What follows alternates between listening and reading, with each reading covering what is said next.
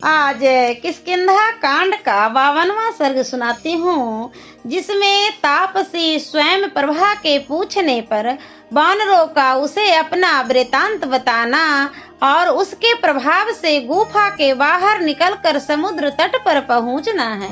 तत्पश्चात जब सब वानर युद्धपति खा पी कर विश्राम कर चुके, तब धर्म का आचरण करने वाली वह एकाग्रह दया तपस्विनी उन सब से इस प्रकार बोली, वानरों, यदि फल खाने से तुम्हारी थकावट दूर हो गई हो और यदि तुम्हारा वृतांत मेरे सुनने योग्य हो तो मैं उसे सुनना चाहती हूँ।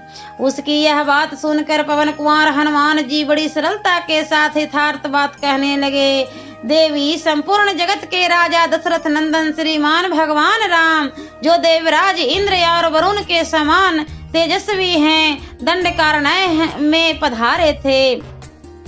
उनके साथ उनके छोटे भाई लक्ष्मण तथा उनकी धर्म पत्नी विदेह नंदनी सीता भी थी। जन स्थान में आकर रावण ने उनकी स्त्री का बलपूर्वक अपहरण कर लिया। श्रेष्ठ वानरों के राजा वानर जातीय वीरवर सुग्रीव महाराज श्री रामचंद्र जी के मित्र हैं, जिन्होंने इन अंगद आदि प्रधान वीरों के साथ हम लोगों को सीता की खोज करने के लिए अगस्त से वित्यार यमराज द्वारा सुरक्षित दक्षिण दिशा में भेजा है। उन्होंने आज्ञा दी थी कि तुम सब लोग एक साथ रहकर विदेह कुमारी सीता सहित उस इच्छा अनुसार रूप धारण करने वाले राक्षस राज रावण का पता लगाना। हमने यहाँ का सारा जंगल छान डाला, अब दक्षिण दिशा में समुद्र के भीतर उनका शेषन करना है। अब तक सीता का कुछ पता नहीं लगा और हम लोग भूख प्यास से पीड़ित हो गए। अंत में हम सब के सब एक वृक्ष के नीचे थक कर बैठ गए। हमारे मुख की कांति फीकी पड़ गई, हम सभी चिंता में मग्न हो गए। चिंता का महासागर में डूबकर हम उसका पार नहीं पा रहे थे। इसी समय चारों ओर दृष्टि दौड़ाने पर हमको यह विशाल गुफा दिखाई पड़ी, जो लता और वृक्षों से ढकी हुई तथा अंधकार से आच्छादित थी। थोड़ी देर में इस गुफा में हंस, कुकुर और सारस आदि पक्षी निकले, जिनके पंख जल से भीगे थे और उनमें कीचड़ लगी हुई थी। तब मैंने वानरों से कहा, अच्छा होगा कि हम लोग इसके भीतर प्रवेश करें। तब इन सब वानरों को भी यह अनुमान हो गया कि गुफा के भीतर पानी है। हम सब लोग अपने कार्य की सिद्धि के लिए उतावले थे ही, अतः इस गुफा में कूद पड़े। अपने हाथों से एक दूसरे के दृढ़ता पूर्वक पकड़कर हम गुफा में आगे बढ़ने लगे। इस तरह सहसा हम लोगों ने इस अंधेरी गुफा में प्रवेश किया। यही हमारा कार्य है और इसी कार्य में हम इधर उधर आए हैं।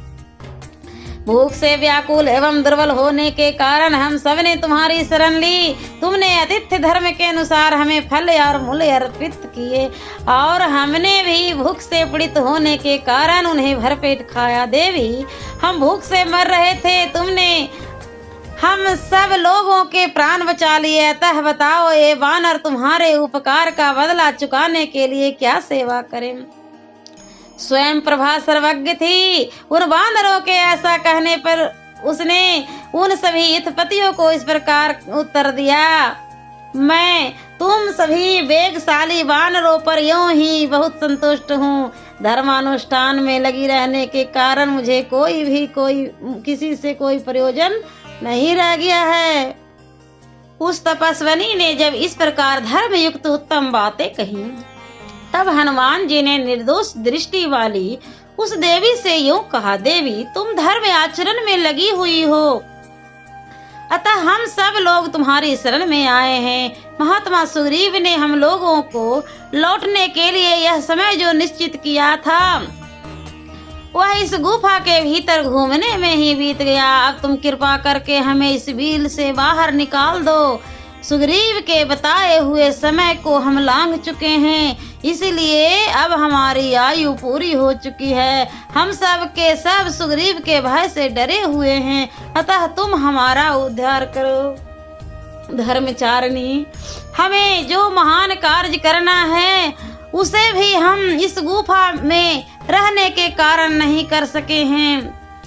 हनुमान जी के ऐसा कहने पर तपस्वी बोली, मैं समझती हूँ जो एक बार इस गुफा में चला जाता है उसका जीते जी यहाँ से लौटना बहुत कठिन हो जाता है। तथापि नियमों के पालन और तपस्या के उत्तम प्रभाव से मैं तुम्हें सभी वानरों को इस गुफा से बाहर निकाल दूंगी। श्रेष्ठ वानरों, तुम सब लोग अपनी अपनी आंखें बंद कर लो। आंखें बंद किए बिना यहाँ से निकलना असंभव है। यह सुनकर सबने सुकुमार अंग वाली हाथों से आंखें मूंद ली। गुफा के बाहर निकलने की इच्छा से प्रसन्न होकर उन सब ने सहसा नेत्र बंद कर लिए। इस प्रकार उस समय हाथों से मुंह ढक लेने के कारण उन महात्मा वानरों को स्वयं प्रभा ने पलक मारते मारते बिल से बाहर निकाल दिया। तत्पश्चात वहां उस धर्मपरायण तापसी ने उस विषम गुफा से बाहर निकले हुए समस्त वानरों को आश्वासन देकर इस प्रकार कहा, श्रेष्ठ वानरों, यह रहा नाना प्रकार के वृक्षों और लताओं से व्याप्त शोभाशाली विंध्यगिरी, इधर यह प्रसन्न वर्णगिरी और सामने यह महासागर लहरा रहा है। तुम्हारा कल्याण हो। अब मैं अपने स्थान पर जाती हूँ। ऐसा कहकर स्वयं प्रभा उस सुंदर गुफा में चली गई। सियावरे रामचंद्र की जय। और मैं अगले वीडियो में किष्किंधा कांड का 53वां सर्ग सुनाऊंगी। श्रोताओं, आप लोग जरूर सुनिएगा, दिल थाम के रहिएगा। अगले वीडियो में बड़ा अच्छा होने वाला है।